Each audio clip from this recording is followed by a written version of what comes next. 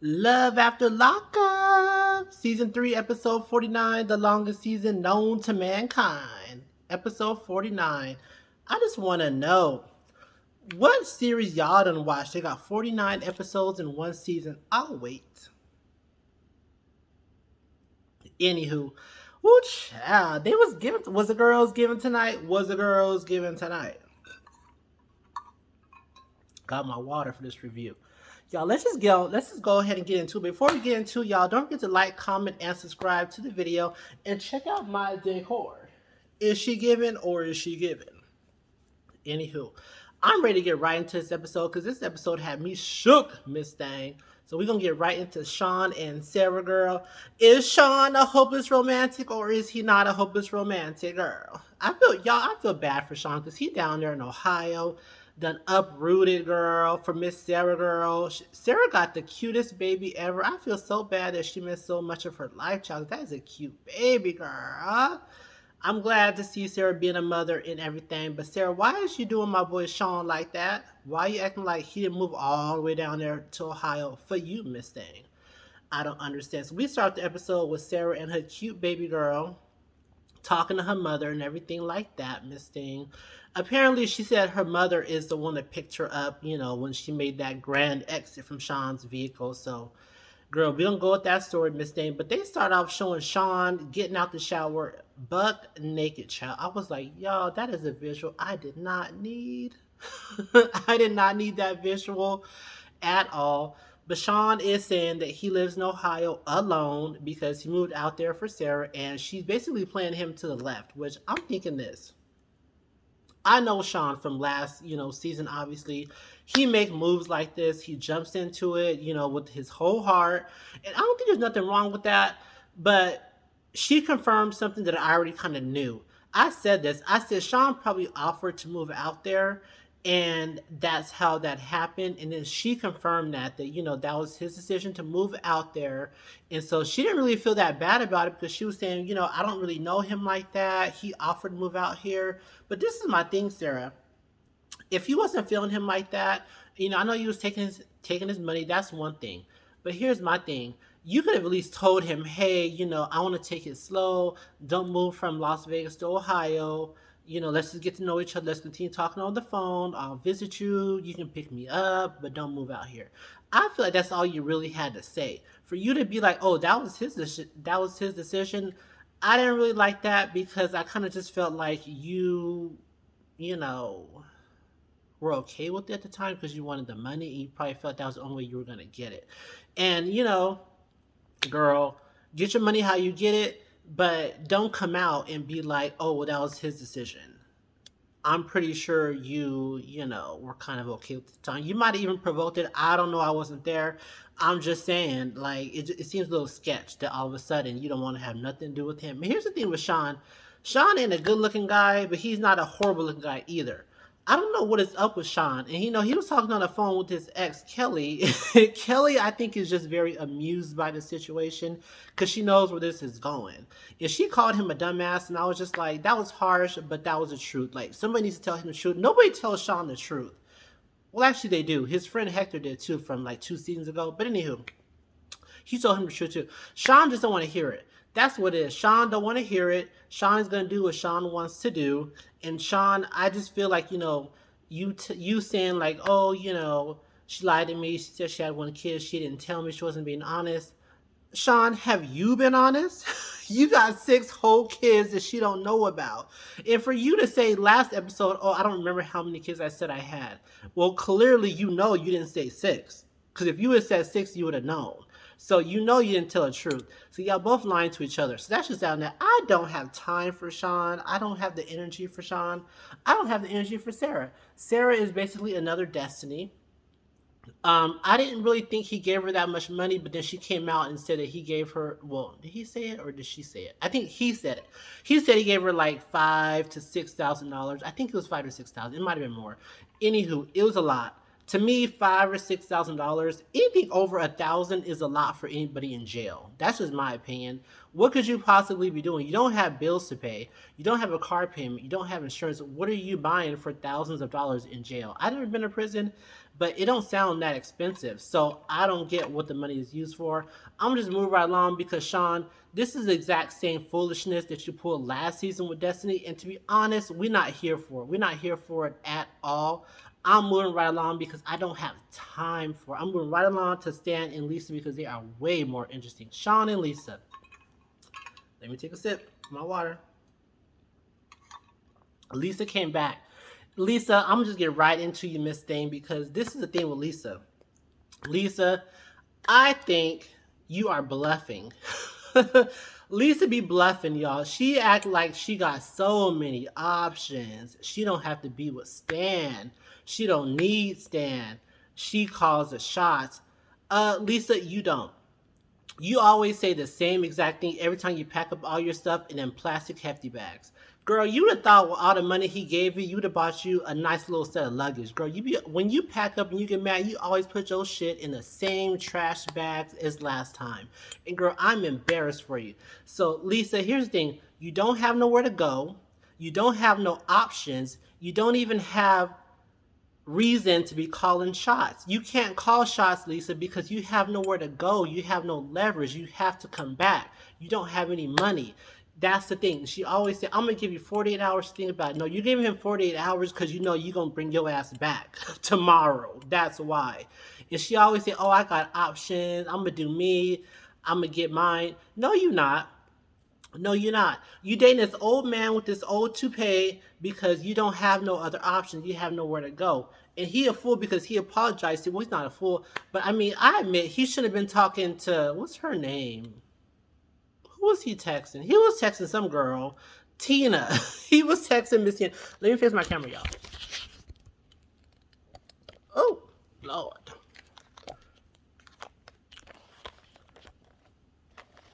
It's so ghetto. Anyway, he was texting Miss Tina, which I feel like, okay, Stan, you should have been texting Tina. But here's the thing, Lisa. You're not giving him no, whatever. Let me fix this thing looking cute. So you're not oh Lord. So you're not giving my man Stan what he need. So, he said he a sugar daddy, but he ain't getting no sugar. So I don't know what kind of sugar daddy he is, but the kind I know, when they pay, they buy you outfits, they buy you Lululemon leggings and stuff like that. They, you got to be giving us something, in exchange. You not, from what he said. So this is my thing, Lisa. I think, you think your pussy's better than what it is. It is not. You think you got other options and you don't. So that's just what I think about you, Lisa. And here's the thing. They end this episode going to counseling with the pastor and telling the pastor they met on a website where you exchange sex for money. Okay. That ain't even a surprise because you already said that you guys met on, I think it was Seeking Arrangement, which is like a sugar daddy website. I know this website. So that's not even a secret. But the thing is now, for whatever reason, you're trying to build a relationship based on you being a sugar baby and him being a sugar daddy, but you're not giving up the sugar. That is a real problem because you cannot expect this man to propose to you, want to be married to you when you're not even holding up your end of the bargain.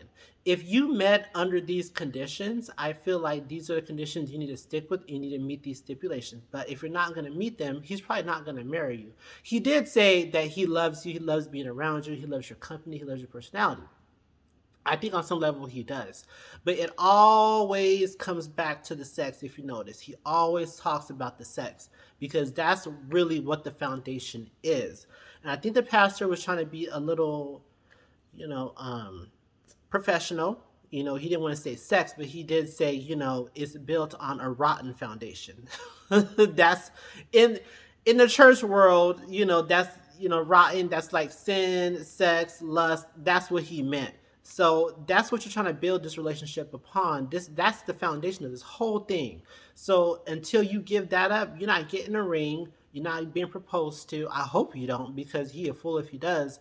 And here's the thing with Stan. Stan's a creepy old ass man. He really is. Stan wants sex, whether it's you or if it's from Tina. He wants sex from somebody. So, girl, you better get your shit together because you about to be thrown to the curb. If you don't give it up soon, he about to keep texting Tina. What you think he was texting Tina about? I'll wait. Child. Moving on, because this is some fucking foolishness. This is some real foolishness.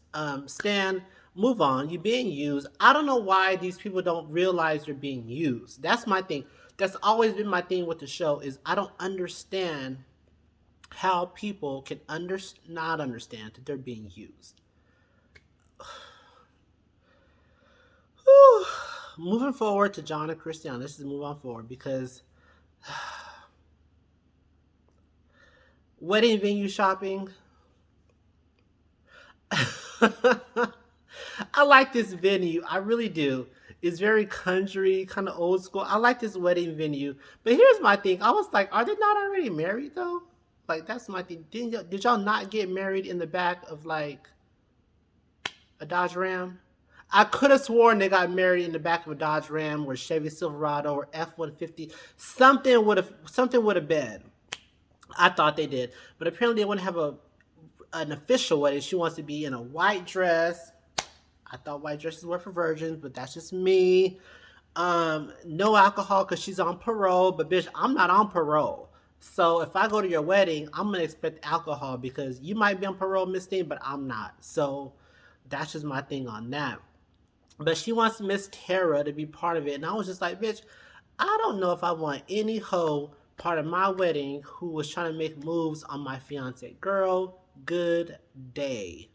Good day. You a real one, you a different one, because that's not how we roll over here, mister. That's not how we roll over here. But girl, get this.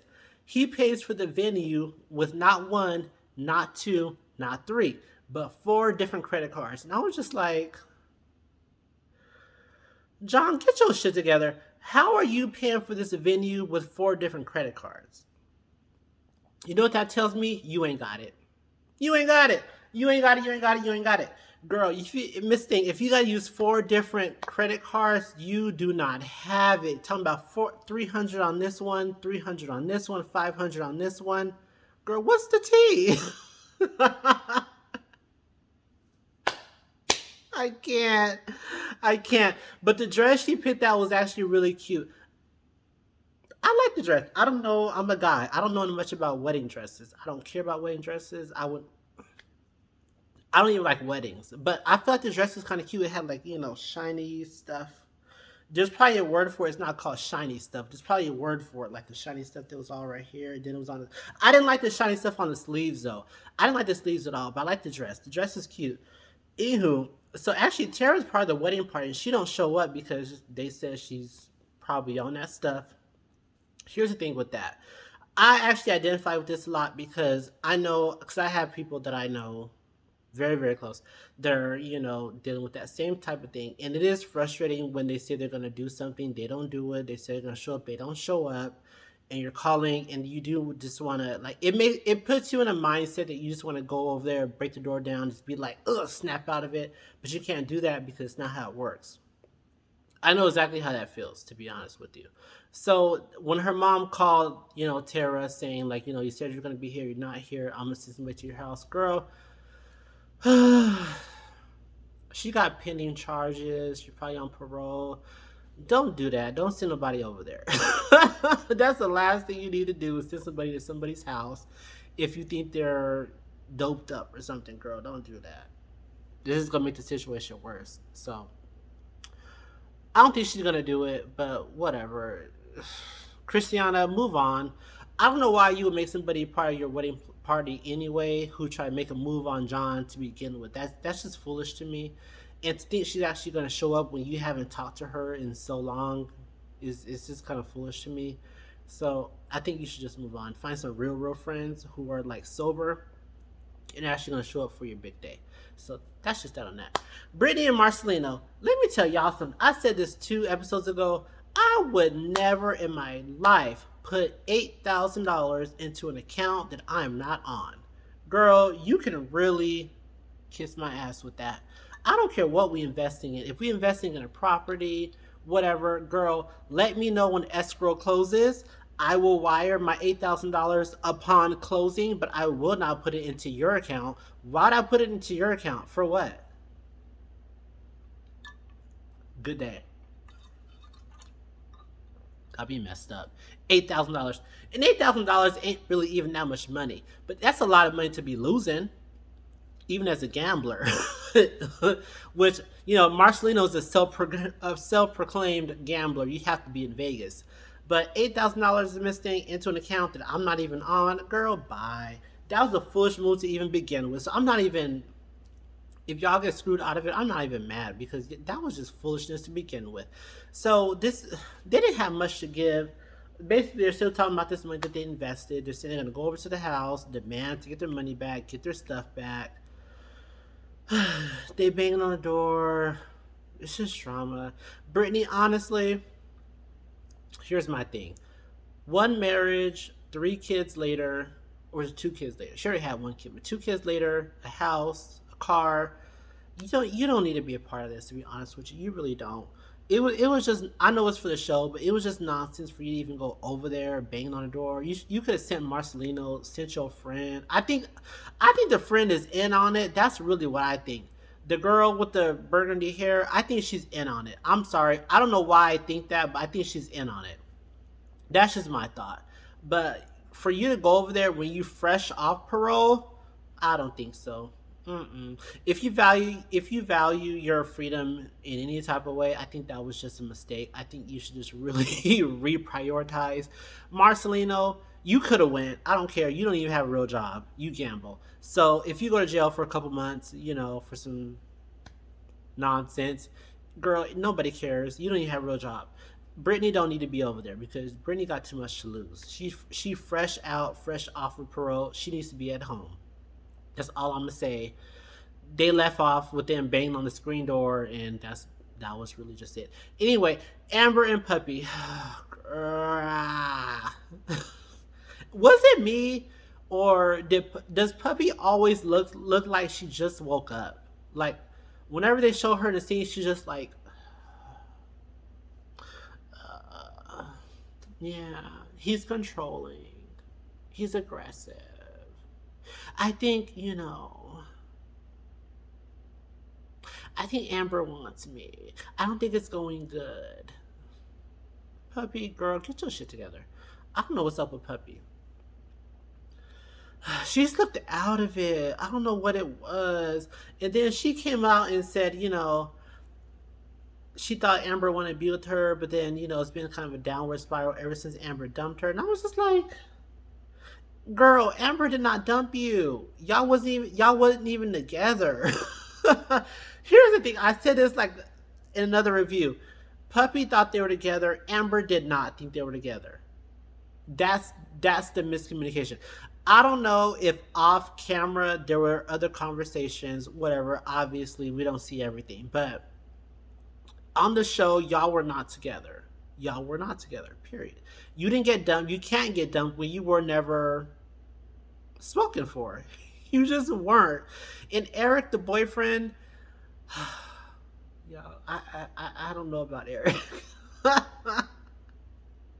I don't know what's going on over there. She said he was controlling, he was aggressive, but I'm trying to figure out because Amber wants to have a double date, and I was just like, Amber, you are so insensitive. You know this girl is in love with you, and you trying to pull out like a double date, girl. You are so rude. But for the record, I don't think Amber wants Puppy. I really, really don't. And that's sad because I think Puppy does want Amber. But they haven't really shown, Amber's boyfriend anymore. They showed the scene where they kind of got back together, but they really haven't showed Sammy after that. So I don't know what's going on with her and Sammy, but I don't think Amber wants Puppy. I do like Amber's energy because Amber is on the whole, I'm going to be by the book. I'm not going back to prison. I'm doing the right thing. I'm doing my job. I'm making money. That's what Amber's on. Puppy, I don't know what she's on. This girl looks like she was on something and she was out of it. Every time they showed her, she looked like she just woke up. Like, you ever call somebody or went to somebody's house and you woke them up and they can't really pay attention because they're still trying to figure out why the hell you woke them up? That's what Puppy was given. And Girl, it was just disturbing, girl. Mm-mm. It was upsetting to me and my homegirls because I was just like, no, ma'am. Puppy, this ain't it. This ain't it. But y'all, I was really mad because Left the Lockup, they didn't show my other girl. What's her name? The one from Dallas, Texas, that's dating a dude. What is her name?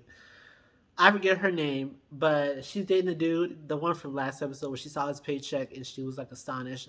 I wish they would have showed her, but maybe we'll see the next episode. But girl, that was Love the Lockup, season 3, episode 49. I guess we're gonna make the episode 60. I don't know. Maybe we'll see Shane and Lacey next episode. Cause girl, you know, she brought back John. I told y'all John wasn't going nowhere. Did I not tell y'all John was gonna be on the show somehow, some way? He's on the show.